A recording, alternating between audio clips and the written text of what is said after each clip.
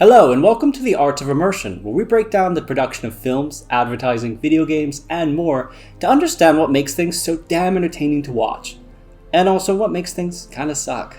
I'm a motion designer and a director, which means I've spent my fair share of time pulling my hair out in an editing bay, trying to figure out what is going wrong, and often it's over transitions. Transitions are ways that films and new media move between two scenes. Of course, you can always just hard cut, but sometimes you want to do something stylish, and you want to make sure your editor is actually worth all the overtime you're paying her. So you say, hey, I want a transition here. And if you're a really good director, like Edgar Wright, you even plan your transitions whilst filming, because you need everyone to know how good of a director you really are. I love you, Edgar.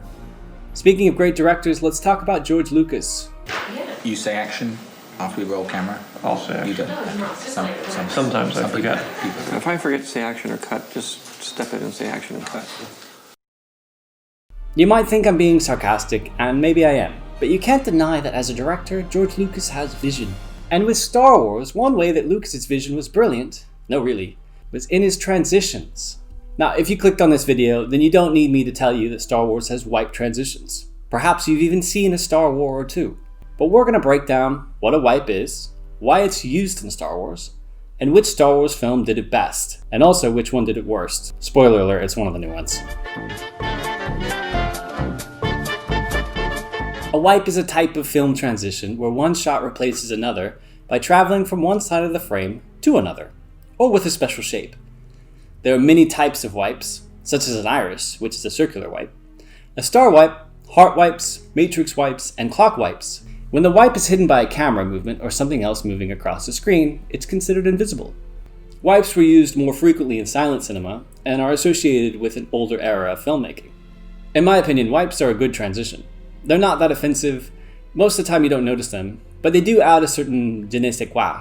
So if they're an older filmmaking technique, why are they used in Star Wars, which is a space opera epic? Star Wars borrowed from a ton of cultural influences at the time, including Flash Gordon, which was a serial show in the 1930s, and the films of Akira Kurosawa. Kurosawa especially was important for Star Wars because Kurosawa loved to employ the use of wipes in his films. Even in Kurosawa's time, wipes felt old school, which is why he used them, as they were reminiscent of the old days of cinema, and it made his films feel more timeless. The same goes for Star Wars. The very opening of the film is a long time ago.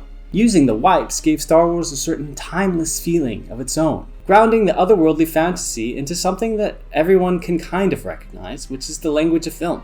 When creating sci-fi, it's important to ground your story in something that the audiences can relate to, since so much about your story will be unrelatable. Guardians of the Galaxy did this brilliantly by using a soundtrack of 1970s and 80s hits that made the alien world it was set in a little less intimidating to us as newbies. Star Wars did the same thing in various ways, one of which was shooting it like it was a documentary set in space, and the other was also using wipes as transitions so that everybody could recognize that this was a classical era film, even if it just happened to be set in space. So why does a wipe feel Star Wars-y? Well, take a look at the ending of A New Hope. Here it is originally.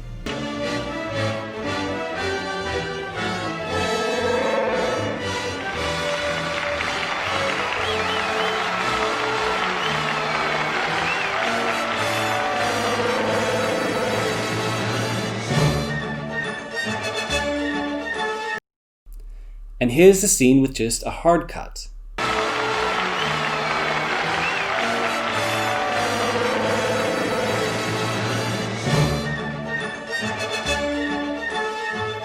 Again, here's a classic scene from Empire Strikes Back.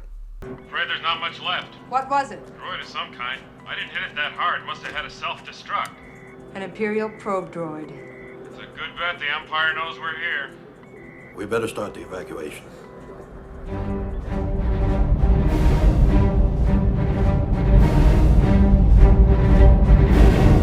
And now with a hard cut. An Imperial probe droid. It's a good bet the Empire knows we're here.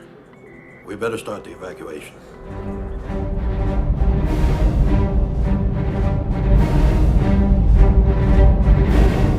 Wiping, as corny as it looks, gives Star Wars a sense of levity and makes it a bit more fun.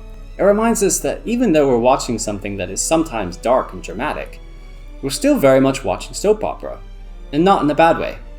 in a way that suggests to us, as the viewer, that we're supposed to be enjoying ourselves. It's pure escapism. And the cheesiness of the wipe is kind of like Lucas nudging us and saying, "It's just a film, alright. Have some fun and relax." That's my George Lucas impression. Throughout Star Wars, there are a ton of wipes. Some films have more than others. The which Star Wars film did it best? The best Star Wars wipes are in, hands down, Revenge of the Sith. Revenge of the Sith is the champion for wipes. It not only has the most wipes in a Star Wars film, 102, it also uses the most interesting wipes. Lucas had clearly lost his mind by this point in the series, and though Revenge of the Sith is by far the best of the prequels, it also boasts some of the wackiest wipe transitions, including this Matrix wipe that somehow got snuck in there. The worst Star Wars wipes. Rise of Skywalker. Rian Johnson got a lot of flack for The Last Jedi for many reasons. One of which was actually its very low amount of wipes. There's only 12 wipes in that film. Not to be outdone, J.J. Abrams made the controversial decision to provide his editing team with crystal meth throughout the editing process of Rise of Skywalker, meaning that in addition to each scene in the movie only being about 5 seconds long, the transitions are even shorter, and Rise of Skywalker has the fewest wipe transitions with only 3. Partly why it didn't feel like a Star Wars movie. That and Babu Frick.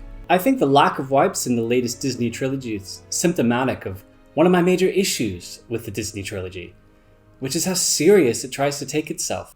You can argue that the prequels went way too far into making things kid-friendly and less serious, but The Last Jedi and Rise of Skywalker feel so adult at times that it doesn't feel like we're watching a Star Wars movie. It seems like they forgot the beautiful simplicity of what makes Star Wars Star Wars. So there you have it.